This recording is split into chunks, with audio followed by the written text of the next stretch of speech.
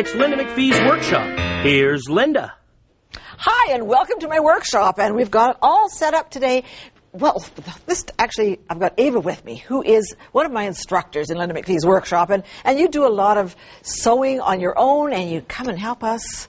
I love it. And what do you think of our place? This just looks like the workshop. Doesn't it? It looks great. Yeah, it is. And this is sort of my idea of a good sewing room. Fabric. I love fabric, and I know most people out there love fabric like you do. I love fabric. So, and you've got a fabric and some machines and some good people, and we're in set. So what we're going to do today is one of our favorite classes. I think this is perhaps the most involved class that you've ever done. I think so. But it is a great project. It's a bomber. And it's a classic coat. Well, let's have a look at it. Shall Sure. we? Okay. Here we go. Let's have a look, Arlene. So it goes forever, don't you think? It's melt-in body, leather sleeves, zip pockets. We added a little feminine touch to this because generally this is sort of the club jacket thing. And if you turn around, you can do some applique. So I think that's kind of fun. And if you want to applique, fine. If you don't want to applique, fine. But I think it's just something that would take you, not complete summer, but fall. And what do you think? Fall and into part of the winter, Sure. up until probably November. Yeah, depending on where you live. Yes. Yeah. So I think everybody should have one. In fact, good. My husband, he didn't want a feminine one. Men want, tone on tone and whatever. So I did one for my husband. Let's show that one. Thank you. Let's show that one next because it's a great thing for a guy. It is. Let's see what we've got. Oh, this isn't my husband. Actually, this is the executive producer of the show. So he gets to have this one on. And Stephen, that looks very fine. That's lovely. Yeah. So there it is. Tone on tone, leather sleeves, melt-in body. Brown looks good on you. No, thank you. You probably think you're going to have one of these. This is mine now. H isn't getting this one back. Anyway. Okay, well, come join us. All right, I will. Yeah. So you'd probably be very interested. In fact, I think executive producers should know a little bit about sewing. Yes, I'm learning every day. Okay, so wonderful. So what we need for this, then, Ava, obviously, is some leather for the sleeves. And we've got a sample here of real leather, and you've done lots of work with real leather. Mm-hmm. Would you say that there's some tricks that you know of for this one? I would say just make sure you use a leather needle. Yeah. And your stitches should be longer when you're sewing with leather. Yes, because you can't take them out. And you can't. Nope, you'll see the little holes. You might not like that, Steve, but when you take that out, you're going to see the little holes. Yeah, right. So you want to make sure you're doing it right the right time. So I think the other clue is you're going to have to cut mirror images of everything, and you're probably going to cut singly, so you've got to make sure each pattern piece is then flipped. So we've got 2 of these, and then we've got another sleeve, so we've actually got 4. So cutting out is really important on this. But having said that, you could use some fake stuff, and there's so many wonderful fakes out on the market right now. This is called distressed pleather, and it's actually a fabric. It's a knit fabric, and it looks very much like leather. It's not real leather. No, So, yeah, and what we did was we interfaced it to give it a little bit more body, and we just used the fusible web, or fusible knit interfacing. Stretchy, too. Yeah, it's kind of neat. So there's lots of that. In fact, there's some pleather peeking out right there, here, too. Here's some pleather. Yeah, and pleather. So there's lots of good things. So you can use this real leather or one of the synthetics. And you'll need something for the body. So Melton is what we've used on that one. You might not want that color, Steve. You might want... Oh, that looked good. Green, yeah, sure. St. Patty's Day.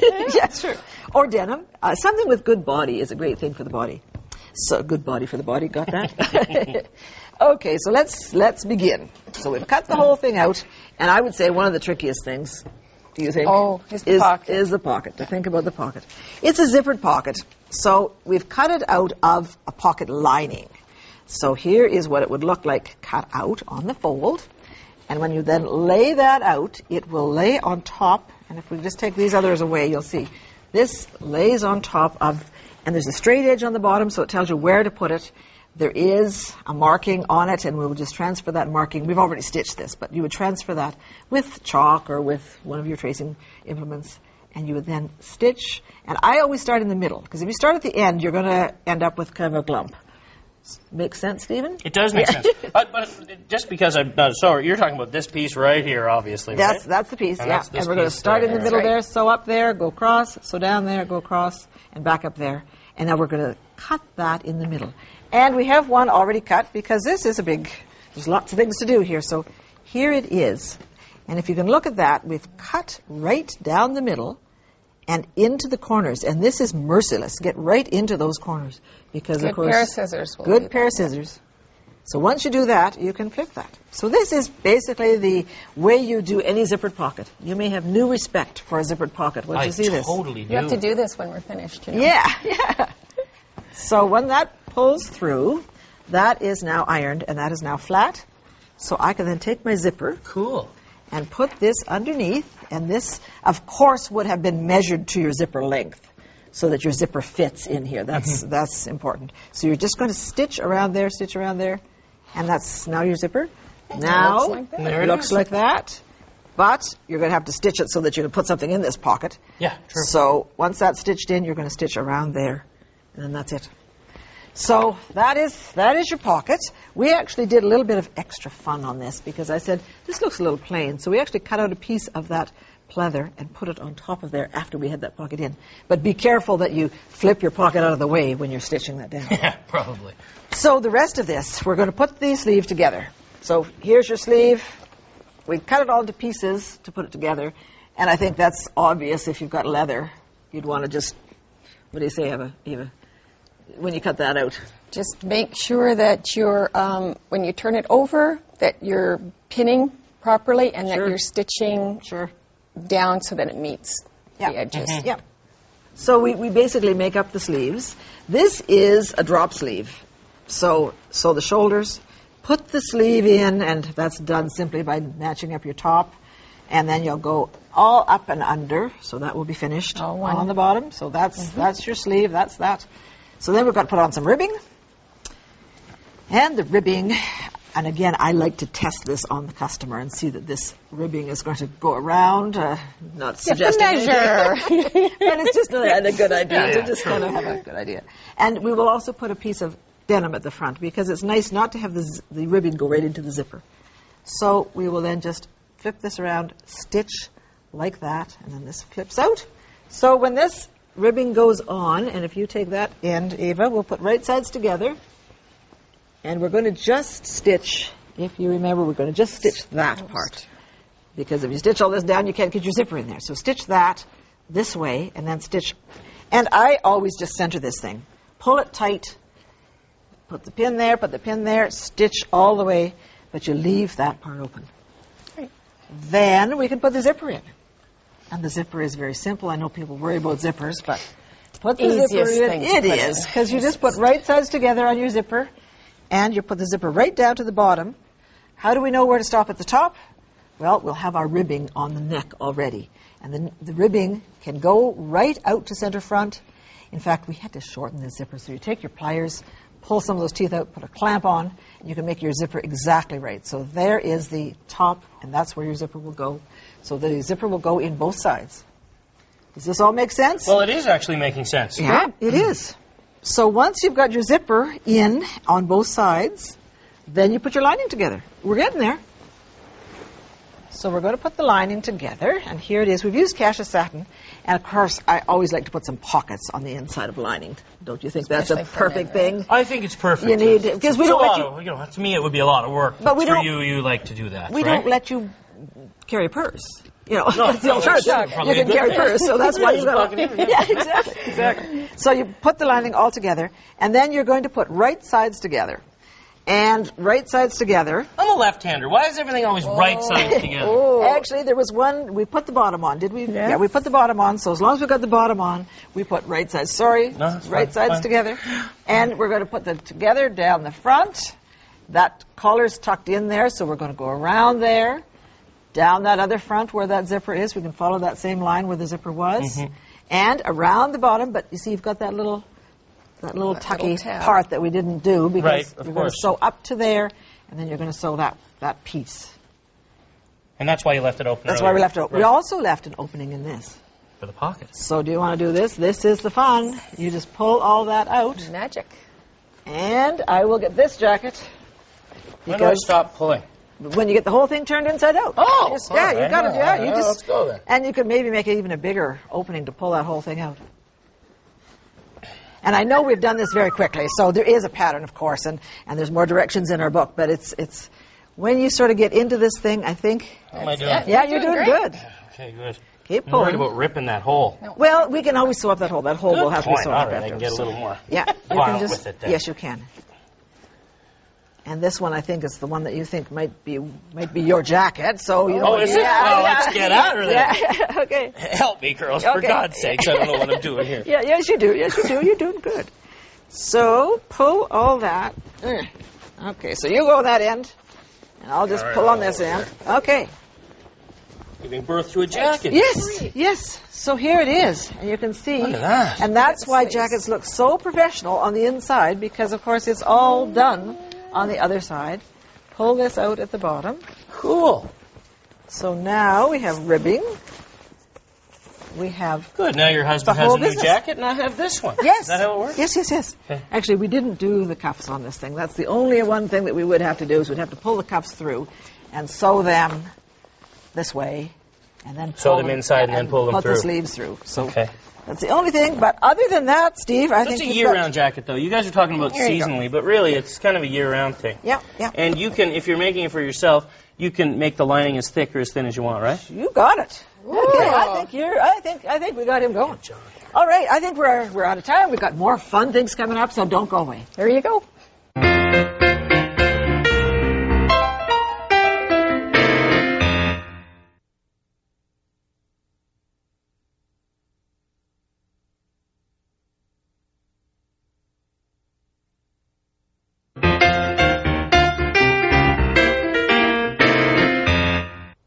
Well, that jacket was a big project, but we've got a completely different project this time, and I'm fascinated with this one. It is felting, and with me I have the felting expert, Leslie Samson. So welcome to our show. Well, thank you very much. And how long or whatever got you into this? I started with Angora rabbits, and we had the first clip from the rabbits, the baby clip, was so fine that when we would spin it into yarn for sweaters, it would felt. And finally we said, well, if this stuff wants to felt, why don't we felt it? Yeah, and go that's with the just flow. Over 20 years, that's bloomed into a whole new thing for me. And I haven't even exhausted it. It's every day is another discovery. Every day I learn something new. The joy of this creativity in this whole field is that I will never get tired. People say, I've been doing this for 40 years. They say, aren't you ever going to quit or retire? Oh, no. How could you? No, how could you? Okay, let's have a look at some of these magnificent things that you've brought. So this entire... That's the storyteller. It was done by a friend of mine named Leanne, and that is her first doll figure. Wow. Yeah. That's what you can do first time around? Isn't he wonderful? Oh, amazing. And this is her Dolores. Okay. And I've done a Santa. Santa. Yeah, and that's always important. Just with fiberfill and wool, this is a sun. But this is a sun with a woolen skin to give him color. Yes. And this was kind of bizarre, just with no design at all in mind. I came up with this little Jack Frost. Oh, yeah. And then I thought, well, I'll do something else next. And this one, it came up again. Okay, I mean, it just happened, so what could you do? That's wonderful. And then we have a mermaid. And you can get a tremendous amount of detail on this. She's got... I see the lifelines. Lifeline and a heart line and a headline. Yeah. I mean, and a fin. Always nice when you're swimming. Yes, when you're swimming, that helps. Okay. But there's no water involved in this. I mean, felting, when I hear about felting, I think about water. Well, you go back about 10 years ago.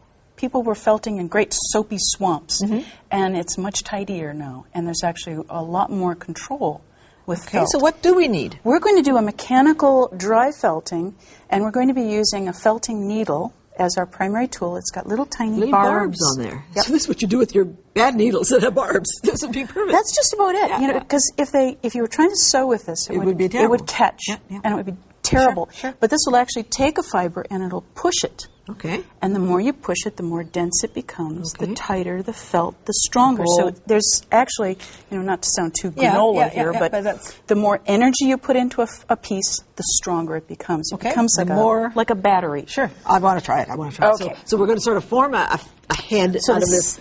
And we're using... You said lumpy fiberfill is good. Yeah, not the good quality stuff. Actually, the poorer quality works better. Okay. And we could do this all out of wool, but why spend the money? Yes, yeah. So this wool, you can just buy the roving like this, and you can buy whatever color. Yes. You can dye it. And I did. Yeah, that was all washed and dyed in the kitchen. Okay, so we need some needles, and we need some wool. And we need I've got 6 38 gauge needles in this. Okay. And you can give that a couple, I'll start with the stabbing. Okay. Well, let's just use the one that's done. Can we do that? Because you want. Okay. What did you want to do to this one? Well, just real quickly, you just I see. Whack the daylights out of it for about 5 minutes. In it comes. Like that. And then we have this. I want to get going on this. Oh, all right. Yeah. All right. So I've got this, and then the next thing to do would be to cover it with a skin of wool, which in this case would be the flesh-colored. But I thought it showed up better if I covered it with a darker color first. Okay. So we take that so off. you just put that on, and then you said we start with a T. Yeah. And the thing to realize is that on faces, that although all of us read faces all the time, if I asked you to draw your own self-portrait, you'd probably have a hard time. Yeah, true. So faces are in thirds, and it's third, third, third. Yeah. So we'll start with the T, so we'll start with the middle third. Okay. Then to that, let's get you a nice needle. Be careful, you'll only stab yourself once. All right. So this is just set on top of there. Well, it's stabbed in place. Okay, so stabbing, you said just sort of go stab, stab, stab. It's actually more of a tap, tap, tap. I see some people poking very hard, and you don't need to do that. So put the nose, lift the nose and put the upper lip on. And then I can just sort of... And you attach it over here and at the corners, but not here. Okay, and by just doing this will grab the fibers, the wool with a scaly fiber will just grab each other. And they just push them right in. Okay. To create the illusion of a mouth, that would go under there. Okay. And you stab that. Okay, or tap we would do all that, and then we put the bottom lip. And then you put the bottom on. Okay. And just sort of tap this in. Exactly. And so now you've got a mouth that you can make expressions So with. here is what would have... Once again, the magic of TV. Yes, there we have it all done. Worked up the forehead. And this is there, but it's not really... Well, it would be hard to pull it off at this point. Yeah. I've shaped up the nose a bit more. It's all the same size. Okay, so this is where we're ultimately going. This is where we're ultimately going, although we should put on some eyes. Okay. And those, again, are fiber filled with a little bit of wool that's all... Exactly so. And then I have an eyelid with eyelashes. Intricate as we want to do. Okay. Oh, you can get insane with this. Yes, I can see. And as you keep covering all these things, more and more of the background disappears. Cheeks and jowls. Cheeks, okay. And finally, the whole piece is covered. And is this makeup, actually, or is this the color of wool? It's a red wool that I've blended out. Sure. I've given her a bit more of a head. Okay. We've got somewhere around. Where did her teeth go? Oh, God. Well, we've lost her teeth. We had her teeth. Here they are. Okay, there's her teeth. And we have some hair. A little bit of denture work here. That would get worked in. Yeah, I like this hair. Oh, yeah. Well, now with the hair, I've done that up in a strip for you just because it would be faster. Okay. But normally, you go backwards, tap it in. The more you tap it, the more secure it is. Sticks in there pretty well. That comes back and it gives you a nice hairline. Okay. But we can work a little bit more quickly than that. We can put that on. Actually, this goes this way. There we go. Okay. Behind the ears. Yes, of course. In fact, I think maybe what she needs is a pair of glasses. How would that be? What do you think? I think that's fine. I think we did it. I think you did. Leslie, this is fantastic. We're going to have you on again because this is just too good. Thank you very much. Okay, thank you so much. And we'll be right back.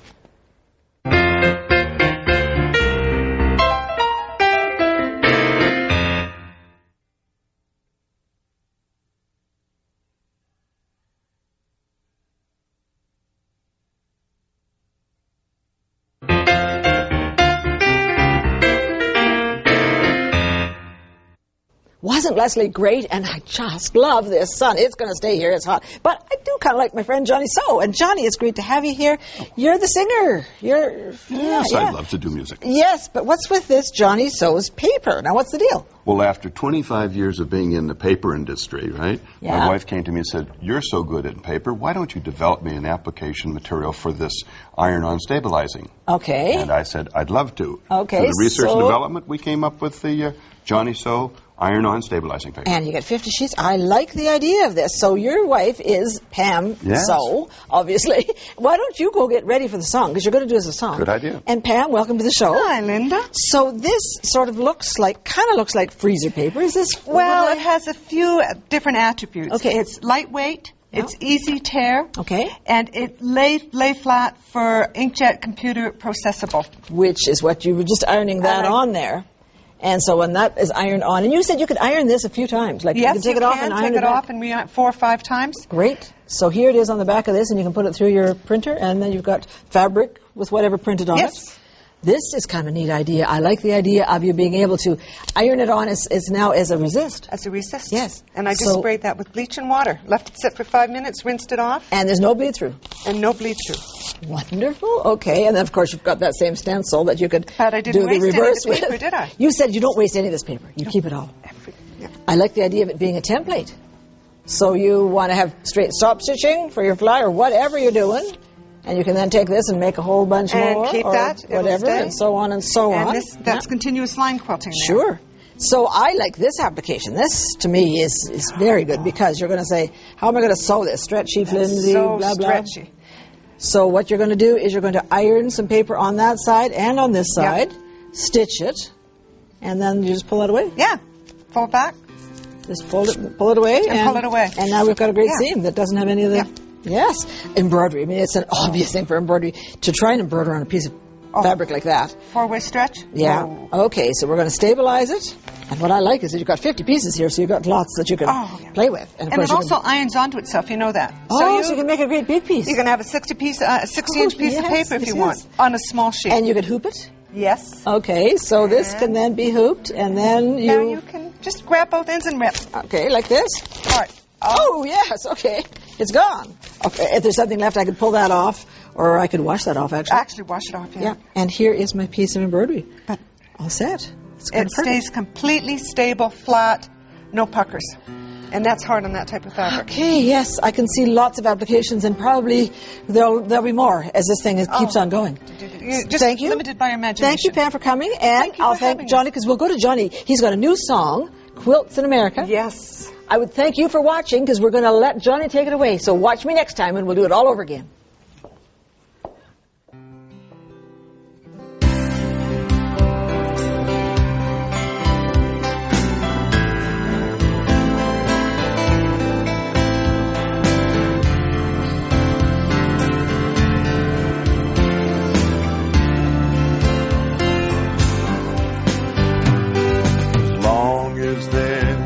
Child in need, a baby to cuddle, coddle and feed, while nurturing is the common seed. There'll be quilts in America, as long as there's a risk in life, when men push back the bonds of strife, while we're still looking for the things in life. Quilts in America.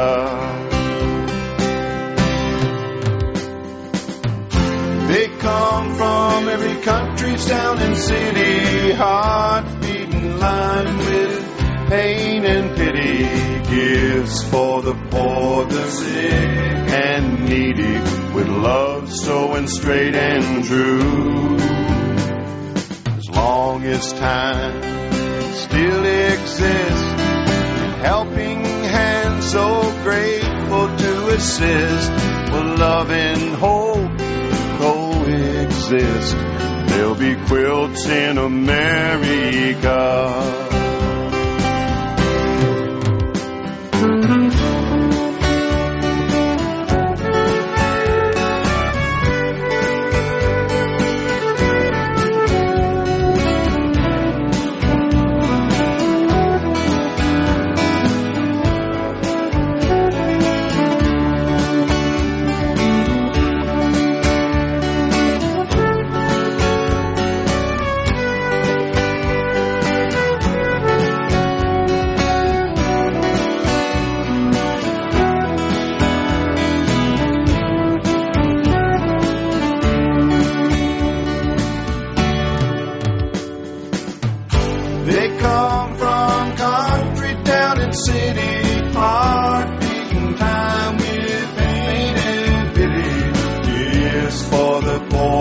Sick and needy, with love showing straight and true. As long as time still exists, and helping hands so grateful to assist, as long as hope and love coexist, there'll be quilts in America. Thank the women of America.